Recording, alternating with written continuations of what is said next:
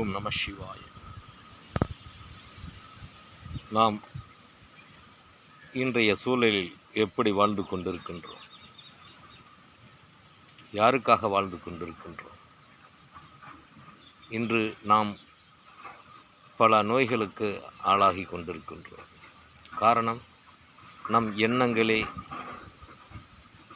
என்று சொன்னால் அதுதான் உண்மையாகும். அதாவது நம் உடலில் இருக்கின்ற நோய்களை நாமே எளிதாக விரட்டிவிடலாம்.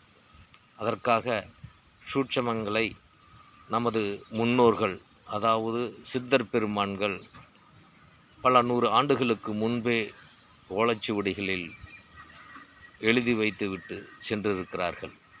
அவற்றை யாருமே பின்பற்றுவதில்லை. அதாவது நமது உடலில் இருக்கின்ற நோய்களை நாம் எளிதில் விரட்டிவிடலாம். அதற்கான சூட்சமங்கள், அதாவது முத்திரைகளால் நமது நோய்களை விரட்டிவிடலாம் என்பது இன்றைய காலகட்டங்களில் அந்த முத்திரைகள் பொருந்தும் என்பதற்காகவே இந்த பதிவை பதிவு செய்கிறேன்.